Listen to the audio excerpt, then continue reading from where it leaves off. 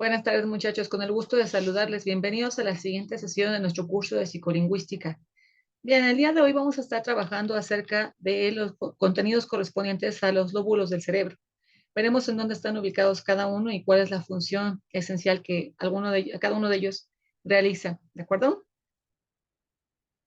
Esto, recordemos, siempre es de manera general porque no necesariamente es como que en cada persona funciona de la misma manera. Esto es como en un nivel promedio, lo que regularmente ocurre o funciona, pues para los individuos, ¿de acuerdo? Entonces, bueno, pues sobre eso estaremos trabajando, lo que es la regularidad en promedio, digamos, entre las personas, y bueno, analizaremos de allí, como comento, cuáles son entonces las funciones que les corresponden y pues esa organización que tienen de acciones para nuestra vida diaria, para nuestro proceder diario. Ok, primero que todo tenemos que reconocer esta forma, ¿sí?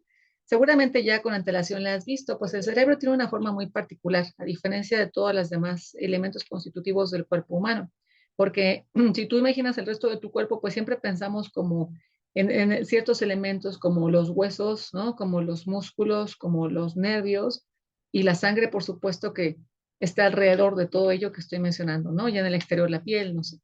En el caso del cerebro, seguramente has oído, ¿no? Que se le llaman esa materia gris, incluso se le llama así, ¿verdad? Es una característica incluso física muy diferente a la que tiene del resto de nuestros órganos, del resto de nuestro organismo.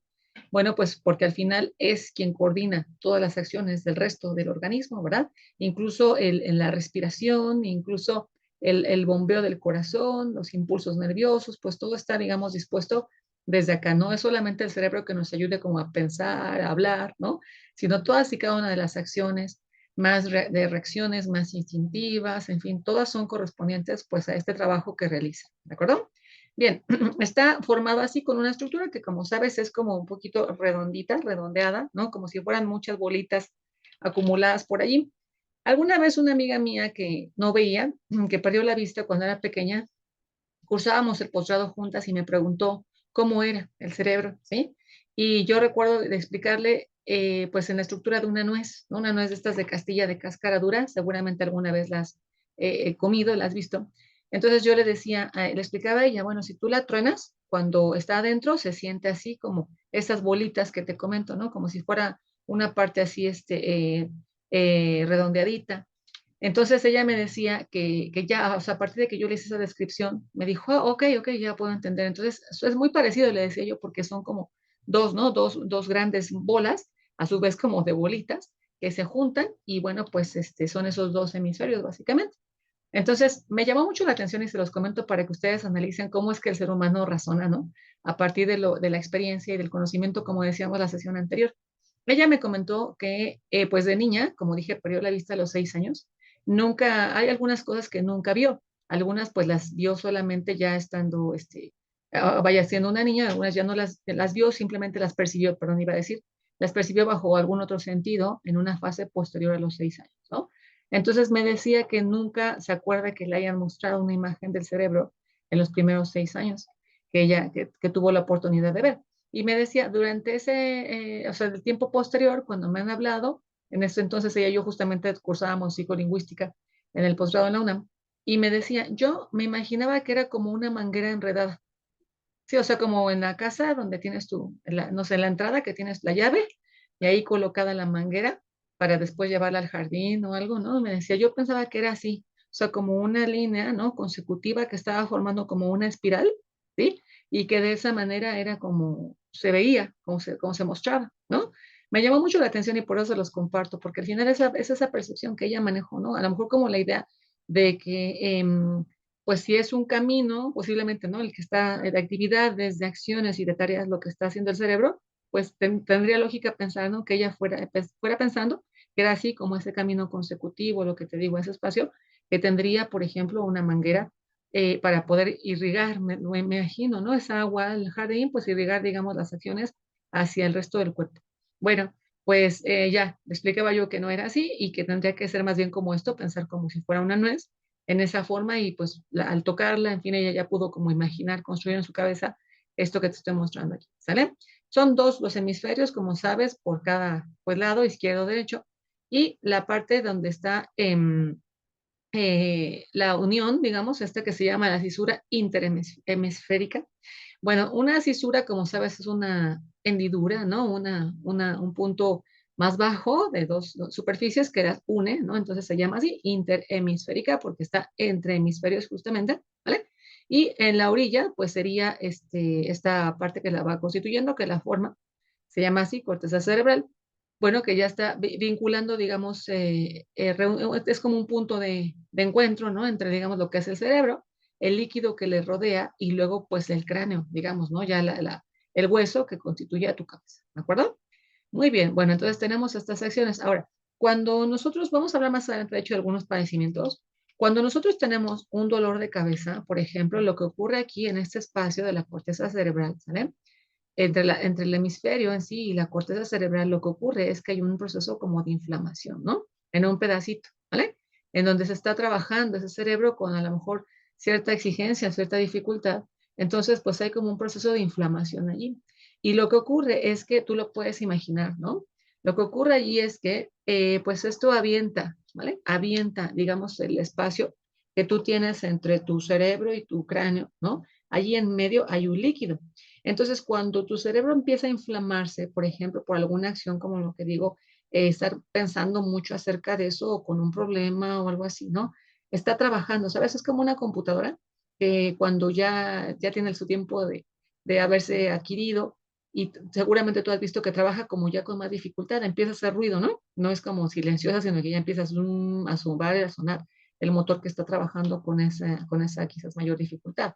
Ahora, también cuando nuestro cerebro, bueno, pues está desarrollando esas acciones, está pensando a propósito de eso que tú le estás asignando, esas tareas, y muchas de las veces pues también se fatiga, ¿no? También se satura. Cuando nos duele la cabeza es también porque está como inflamando esa parte, lo que repito, de la orilla, y lógicamente si tú tienes un espacio entre lo que es el cráneo y lo que es el cerebro, como dije que hay líquido, pues empieza como a extenderse, empieza a inflamar, entonces obviamente empieza a aventar, ¿sí? El líquido que está alrededor, lo que hay alrededor, pues lo empieza a aventar, ¿no? Y entonces eso se contrae, ¿sale? Eso que está en cierto espacio normalmente, pues empieza a contraer y allí es donde tú empiezas a sentir como esa molestia, ¿no? Porque está aventando, ¿vale? Hacia afuera, digamos, ¿no? Esa expansión que normalmente no tendría, cada uno tiene como su espacio, entonces si toma más espacio el cerebro que se empieza como a inflamar, pues entonces lo demás lo empieza a afectar, ¿vale? Siempre es muy importante, por eso digo, pues tener calma, ¿no? Mientras más tú te serenes y pienses acerca de las cosas, pues más fácil puedes encontrar alguna alternativa, en fin, ¿no? No es nunca conveniente como ofuscarse, en fin, todo eso, porque además de que, claro, pues puede haber afectaciones a alguna otra cosa, como el pulso cardíaco, como el estómago, no sé, también el hecho de que uno se fatigue de estar pensando. También eso ocurre, ¿no? No me refiero al hecho de estudiar, el hecho de estudiar te viene bastante bien, ¿eh? Porque tú pones a ejercitarse ese cerebro, entonces cuando estudias, ¿vale? Que son contenidos que, vaya, pues tú estás aprendiendo, que estás tratando de elegir o de entender, eso está bastante bien, ¿vale? Porque al final estás poniendo a trabajar a tu cerebro en más contenidos que está, pues, aprendiendo y manejando, ¿vale? Pero me refiero a cuando más bien son de otro tema, ¿no? De otro asunto, las cosas por las cuales lo pones a pensar. Pues muchas de las veces al revés, o sea, se ofusca, insisto, es como una computadora que se fatiga, que se agota, ¿sí? Entonces, bueno, pues de repente empieza a pasar. Ahora, puede pasar en otros ámbitos, ¿eh? También, o sea, que la cabeza alberga todo esto, o sea, como sabes tú, de perfil, ¿no? Nosotros tenemos entonces, pues nuestros glóbulos oculares y la conexión de todo nuestro aparato respiratorio, a la nariz, a la garganta, ¿no? Entonces, cada cosa ocupa un espacio, eso quiero decir, ¿no? Cuando nosotros estamos entonces teniendo una inflamación cerebral, un procesamiento que nos agota, pues puede tener una afectación en lo demás, ¿no? Es como alguna vez yo creo que te ha pasado, lamentablemente yo tengo que decir que a mí sí me ha pasado, el hecho de que de repente me dolía la cara, el rostro, o sea, no nada más aquí, digamos, la frente, sino el rostro, ¿no? Ya llegaba un punto en el que tenía yo tantas cosas que pensar, no sé, y pues aunado a los temas laborales, ¿no? Preocupaciones de mis asesorados, en fin, correspondientemente, que estaba como mucho pensando acerca de eso. Y sí, de pronto en la tarde me dolía como mis pómulos, ¿sabes? O sea, no acá, sino me dolían acá ya como mis pómulos, ¿vale? Como aquí la parte junto a la nariz, ¿no? A lo mejor. Y eso, bueno, al final tiene una implicación de diferente índole, bueno, todos los impulsos nerviosos, ya sabes, ¿no? Pero también el hecho, lo que te he comentado, pues de que hay como esa inflamación y está aventando lo demás porque al final en la cabeza, como en todo el cuerpo, hay ciertos elementos y cada uno tiene su lugar, ¿no? Cada uno tiene su disposición. Entonces, si otro agarra ese espacio y avienta lo demás, pues obviamente lo demás es como si estuvieran apretujándote, ¿no? O sea, como, espérame, yo necesito también mi espacio aquí, ¿no? Y entonces, bueno, pues correspondientemente hay allí una cierta dificultad, ¿no? Bueno, muy bien. Para que vayamos sabiendo esto como un poquito antecedente al porqué de los padecimientos que estaremos viendo más adelante, ¿sale? Con las afasias y todo eso. Muy bien, bueno.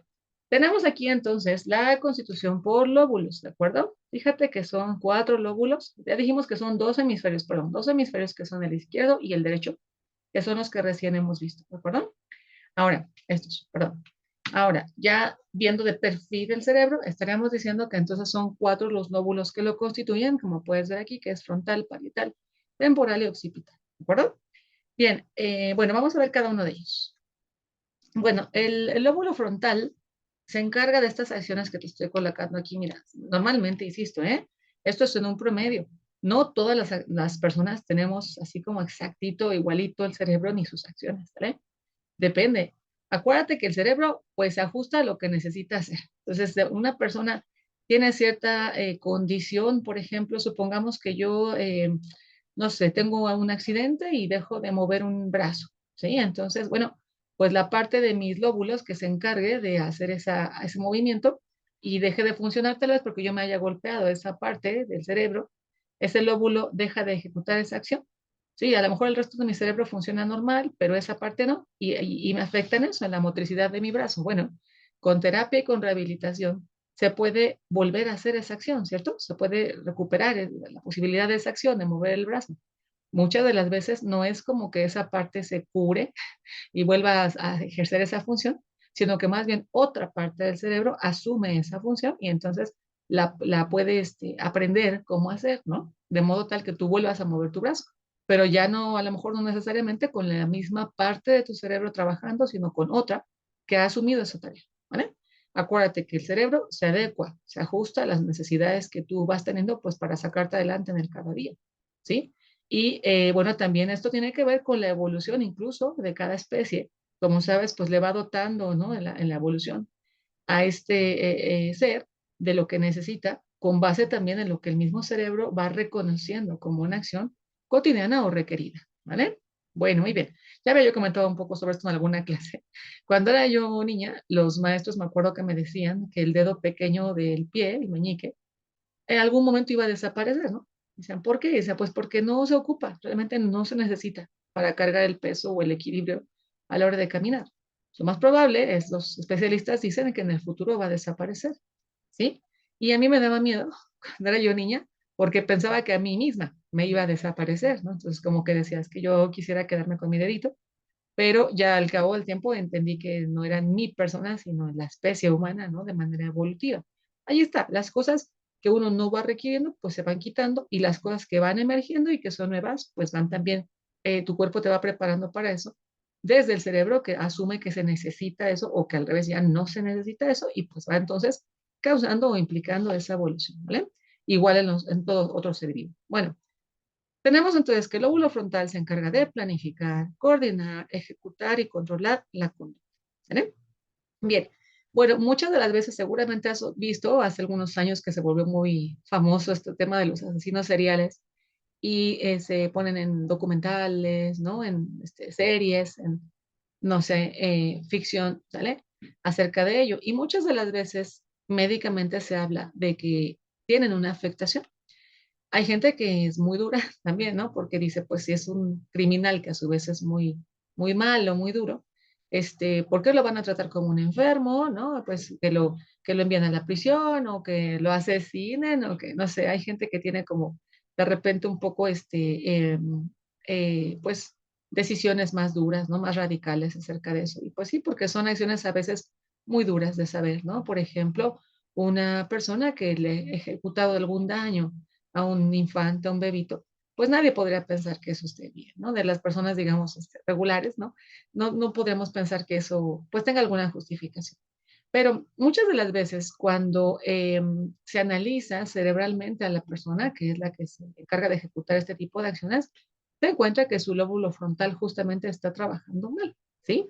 Allí está, mira, ejecuta y controla la conducta. Fíjate que también abajo dice que regula emociones. Entonces, puede ser que una persona se accidentó, se cayó, no sé, o chocó, en fin, y a lo mejor un impacto en esa parte, en la parte frontal, acuérdate que te dije que se inflama, ¿vale? Supongamos que tiene un impacto físico que hace que quede golpeado. O sea, no sé, como cuando tú ves un coche golpeado, ¿no? Queda como sumido, ¿no? El golpe, en vez de verse así como redondito, como está la forma del coche, se ve como sumido, ¿cierto? Entonces, si tú recibes un golpe allí, pues ya no queda como con esa forma, ¿sabes? Que tenía originalmente, sino, digamos, golpeado, sumido, herido, en fin, ¿no? Entonces, algunas veces se ha encontrado que estas personas tienen en efecto una enfermedad, un padecimiento o una afectación, ¿vale? Pongámoslo en ese término, en el lóbulo frontal. Y que por eso sus emociones no pueden regularlas ni su conducta como el resto de las personas. No necesariamente es que podamos desconocernos, ¿no? Mutuamente y decir, ¿cómo es posible que haya hecho esta acción tan terrible? ¿Sí?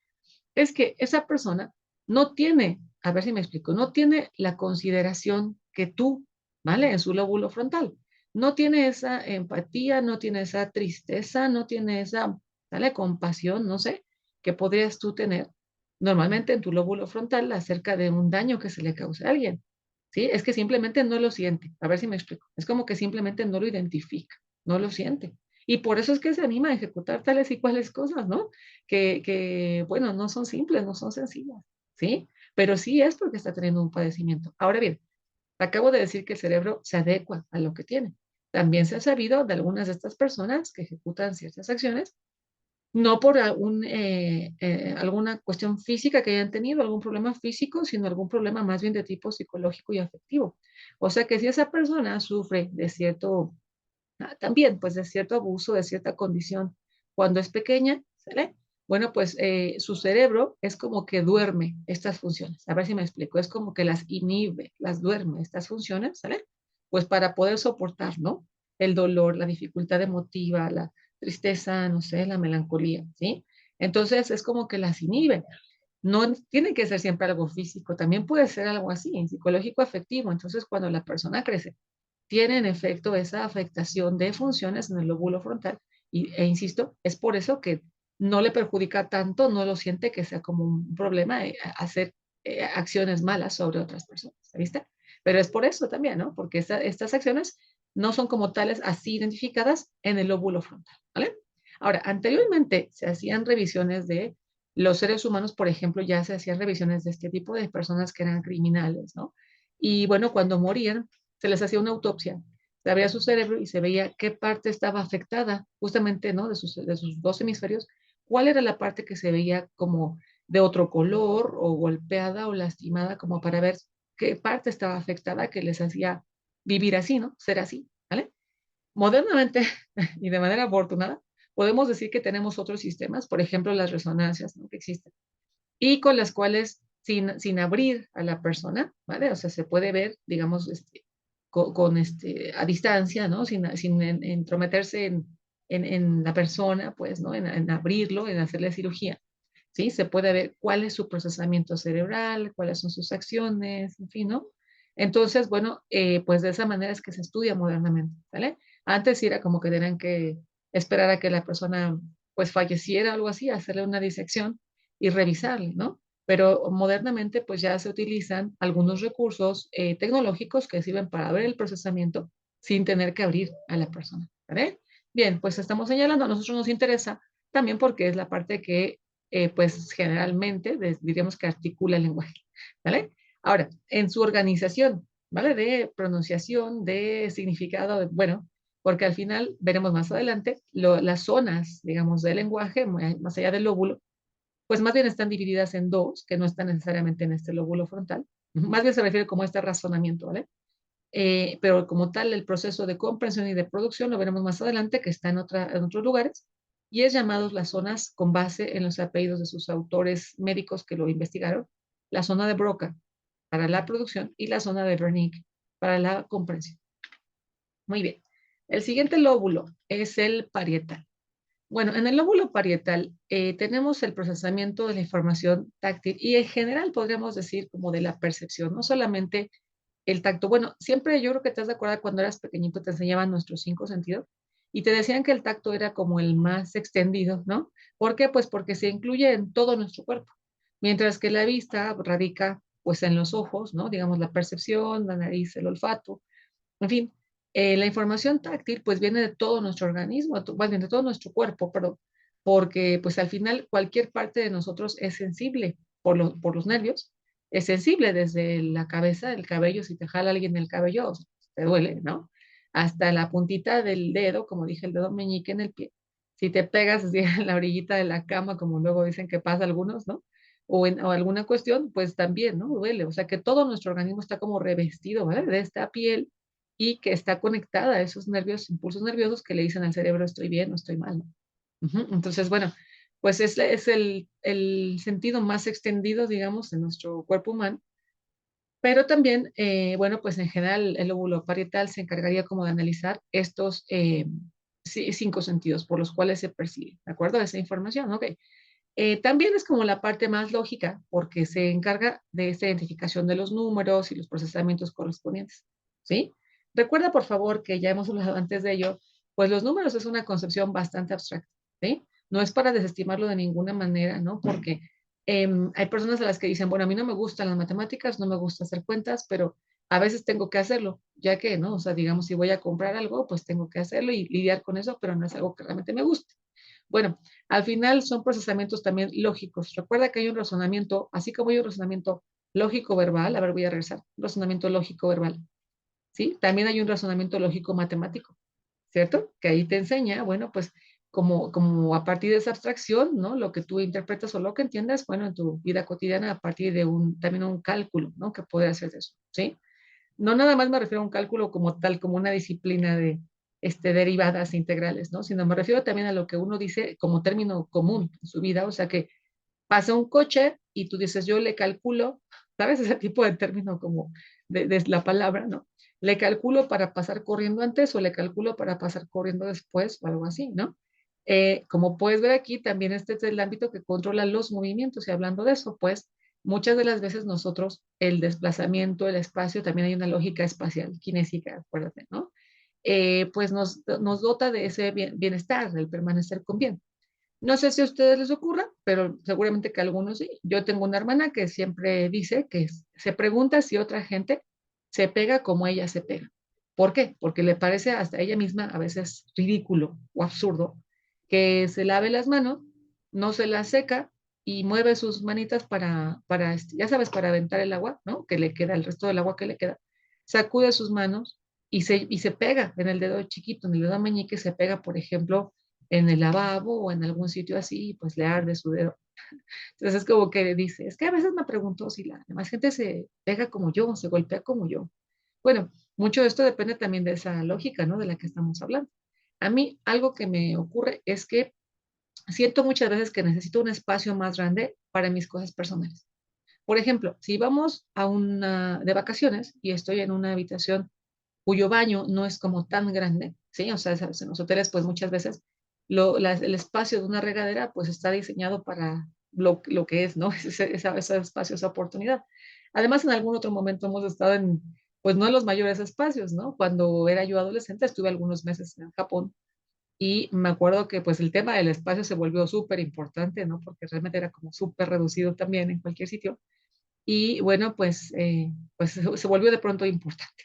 Pero en general te diría que es importante. ¿Por qué? Porque de pronto siento que no quepo, ¿sí? Y no es verdad, pues yo quepo bien en ese espacio, en una regadera, pero o en una tina, en un ofuro, digamos, en el caso de la tienda tradicional japonesa, pero uno siente que choca, o sea, das la vuelta y chocas con las llaves, por ejemplo, ¿no?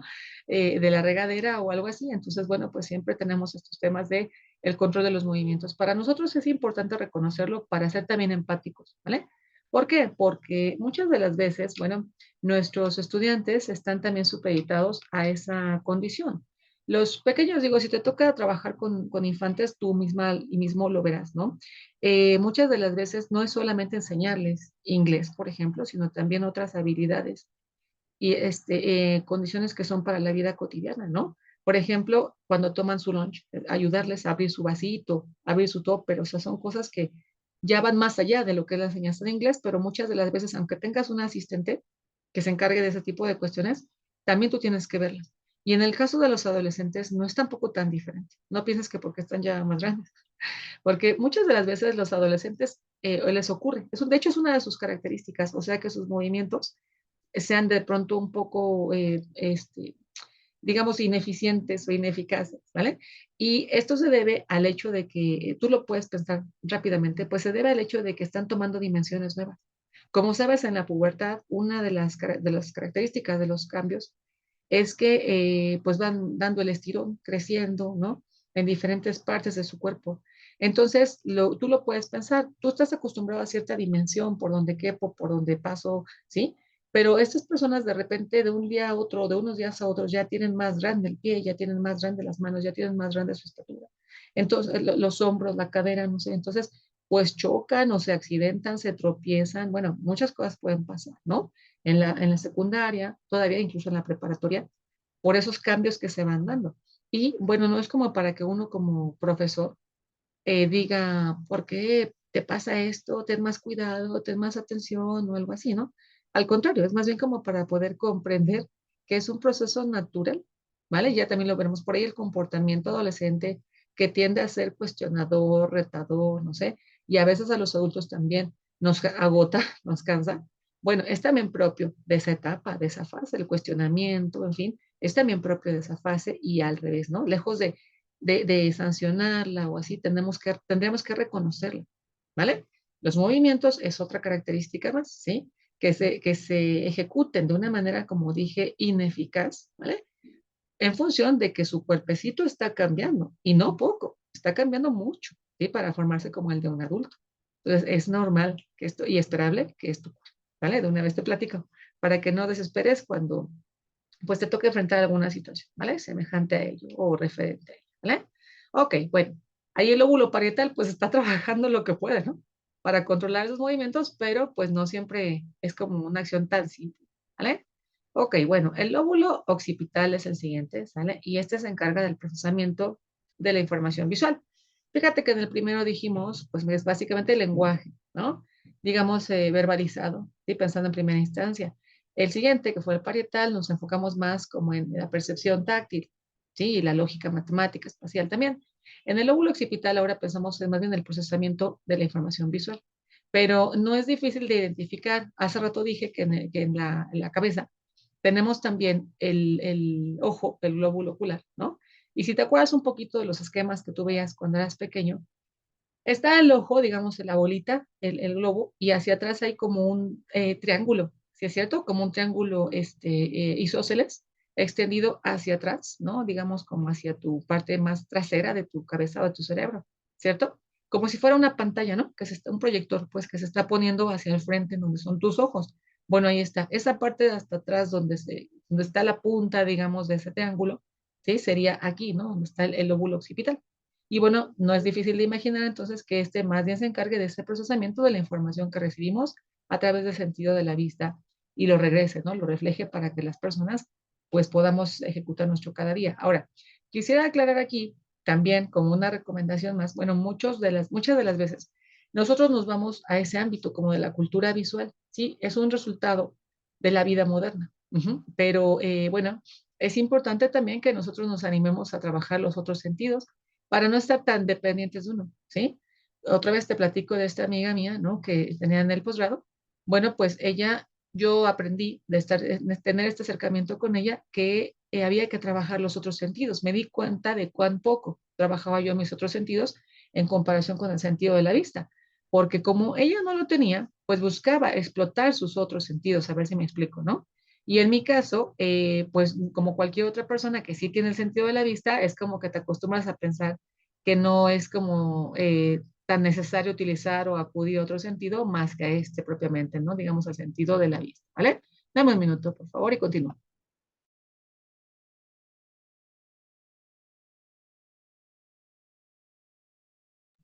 Bien, perdón.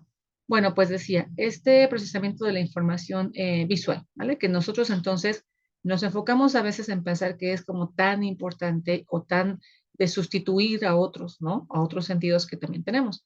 A ver, entonces doy el ejemplo que señalaba de mi amiga. Bueno, ella buscaba, por ejemplo, algo en su mochila, ¿no? Y pues obviamente iba al sentido del tacto, ¿sí? Entonces metía su manita y buscaba ahí como reconocer cuál era ese objeto que estaba pues ella buscando, ¿no? Entonces, bueno, pues nosotros, como dije, partimos mucho de ese sentido de la vista para hacer todas nuestras cosas. Si yo te pido así, algo así, como que busques, por ejemplo, en tu bolsa, una USB, no sé, te pido algo que no es tan grande, ¿no? Busca en tu mochila tu USB. ¿Qué es lo que normalmente haces? Lo que normalmente haces es asomarte, ¿no? O sea, abrir tu bolsa, tu mochila y asomarte para ver en dónde está, acudiendo al sentido de la vista. Una persona que no lo tiene, por ejemplo, ella, pues lo que hace es meter la mano y buscar con el tacto, ¿verdad? Alguna pieza hasta que distinga que se asemeja a lo que ella está buscando, ¿sí? O sea, por el tamaño, el tipo de material, ¿mal? Hasta que lo encuentra. Pero nosotros muchas de las veces no hacemos eso. O sea, queremos asomarnos y verla directamente para ser como más precisos de decir aquí está y la saco, ¿sí? Pero no trabajamos otros sentidos. Siempre es importante también trabajar lo demás, ¿vale? Porque si no, bueno, entonces, o sea, pues estaríamos como siendo muy dependientes de uno, que si en algún momento no lo puedo utilizar, imagínate, ¿no? Se vuelve un problema para uno mismo se lo creó. Entonces, bueno, pues te doy este ejemplo. Poner la conexión en la laptop, por ejemplo, ¿no? Cuando vas a conectarle el cable de la energía eléctrica, ¿sí? Otra vez, ¿qué hacemos? Me asomo, ¿no? Al lado, abriendo donde está el espacio, pum, se lo coloco, ¿sí? Tú podrías usar tu tacto, o sea, con tus deditos, probar y sentir, ¿no? En dónde está y donde tú percibas que está el orificio, colocarlo. ¿Ya viste? Es una invitación que te hago, ¿no? A que tú también puedas entrenar otros sentidos, trabajar más tus otros sentidos y no estar tan dependiente de la vista porque somos, en efecto, muy tendientes a ello en la modernidad. Pero en realidad, pues tenemos también los otros sentidos, ¿no? Que al final nos dotan, por ejemplo, de eso, para saber cómo, a qué huele, a veces decimos, ¿no? ¿A qué huele? Y queremos ver. Si te fijas, casi siempre buscamos, ¿no? Voltear y ver qué es lo que está oliendo, ¿sí? Porque no nos fiamos mucho de lo que estamos percibiendo a través del olfato, ¿sí? Ahí está, muy bien. Bueno, pues sería bueno trabajar todos y cada uno por nuestro propio bien, ¿no? Muy bien, bueno, pues el siguiente lóbulo y último es un momentito, en este caso sería el temporal. Cabe señalar que aquí estamos hablando, aunque le llamamos pues uno lóbulo temporal, el lóbulo temporal en realidad es doble, ¿sí? O sea, hay uno de cada lado, ¿vale? Uno de cada hemisferio, ¿sí? Izquierdo y derecho, ok, es doble, porque si te fijas, voy a ver tantito la imagen, mira, ahí está, ya viste, está en el lado, al lado, el temporal. Entonces, pues obviamente de cada lado hay uno, ¿sí? Muy bien. Entonces, el lóbulo temporal se encarga de la memoria, ¿no? Y justamente del lado izquierdo es donde está la zona de Broca, que dije que es la de la producción. Ya te había dicho, ¿verdad? Que una discrepancia que tenemos los lingüistas con los enseñantes de lengua, yo diría, ¿no? Desde mi experiencia, o al menos yo como lingüista lo tengo, a mí me parece que todo aprender una lengua y utilizarla, todo esto, ya lo he dicho antes, se reduce a la memorización, a la capacidad de recuerdo, ¿sí? ¿Qué tan grande la tienes? Esta capacidad de recuerdo. Una persona tiene que saber recordar qué significa una palabra, por ejemplo, en inglés. Una persona tiene que aprender a recordar cómo se utiliza esa palabra, por ejemplo, en inglés. Una persona tiene que aprender a recordar cómo se escribe esa palabra, ¿no? Tiene que recordar cómo se pronuncia esa palabra para poder utilizar eficientemente esa lengua. Entonces, yo sé que los enseñantes de lengua, como ustedes, pues siempre les dicen, quiero un aprendizaje significativo, ¿no? Que les permita a los chicos entender de manera más comunicativa, en fin, el uso de la lengua. Bueno, esto es cierto, no hay como enfrentarse, ¿no? A la necesidad de uso, ¿sí? Profesor, el doctor Enrique Chombo, en paz descanse, pues siempre les decía a los estudiantes en la normal, ¿no? Este compañero tan querido, pues siempre les decía en la normal, ¿no?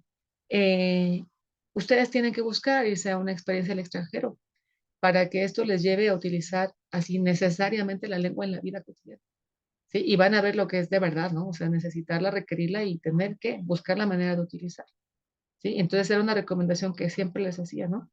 Bueno, pues ahí está, en efecto, la comunicación es lo efectivo para eso. Pero al final, insisto, todo se reduce a ese proceso de memorización. Desde mi perspectiva en la lingüística, todo se reduce a ese proceso de memorización, o sea, recordar. cómo se utiliza, qué significa, cómo se escribe, cómo se pronuncia, para poderlo utilizar. ¿Sí? Bueno, muy bien. Por más estrategias que tengas de enseñanza, al final vas a querer que tus estudiantes memoricen tal y cual estructura. ¿Sí? Ahora, en un contexto real de necesidad de comunicación como el que planteaba el doctor Chumbo, bueno, pues igualmente, ¿no? Lo que se buscará es memorizar toda esta información de manera súper veloz, ¿no? Así como en turbo, para poder utilizarlo eficientemente en la lengua. Y al final es igual un proceso de memorización, ¿eh? Es igual, es un proceso de memorización, pero acelerado, ¿sí? Por la misma necesidad de lo que tienes allí, ¿no? En ese contexto, ¿vale? Bueno, se encarga de esta memorización y del razonamiento lógico, como ya venimos comentando, que puede ser de varios tipos el razonamiento lógico, ¿vale? Pero bueno, pues al final es lo que nos enseña estas alternativas, ¿vale? Que podemos encontrar en nuestra vida cotidiana. Ok, ahora, entre los lóbulos hay una parte que queda intermedia. Es como si fuera, mira, una tuerquita, como una tuerquita que queda en medio de los lóbulos, ¿sale? Y se llama ínsula, ¿vale? Esta se encarga específicamente de regular emociones. Y bueno, también no hemos platicado por ahí, lo veremos más adelante, o sea, cómo se segregan, ¿eh? Ciertas sustancias también en nuestro cerebro y nuestro organismo, más bien, ¿no? Desde nuestro cerebro hacia nuestro organismo, que son las encargadas como de decirte que algo es placentero o que algo no lo es, por ejemplo, que algo es doloroso, o que ¿vale? Ahí sucesivamente. Lo veremos un poquito más adelante, ¿vale? Bueno, pues esta ínsula se encarga de regular emociones. Está dentro, ¿eh? Dentro de los lóbulos. Fíjate que esta imagen nos muestra como si fueran dos pinzas que están abriendo los lóbulos para ver lo que hay dentro, ¿te viste? No es que la ínsula esté, o sea, superficialmente, así afuera, sino que es como si abriera yo con dos pinzas para ver qué hay atrás, qué hay adentro. Ahí está, ¿sí? Me encontraría con esa ínsula que es como la tuerquita que está en medio uniendo esas partes y pues se encarga esta de, como dije, regular emociones. ¿De acuerdo?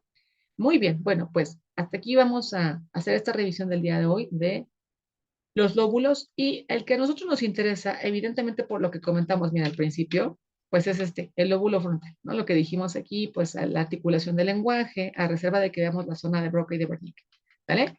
Entonces, la lectura que vamos a hacer es de este artículo que se llama lóbulo temporal, estructura y funciones, ¿vale?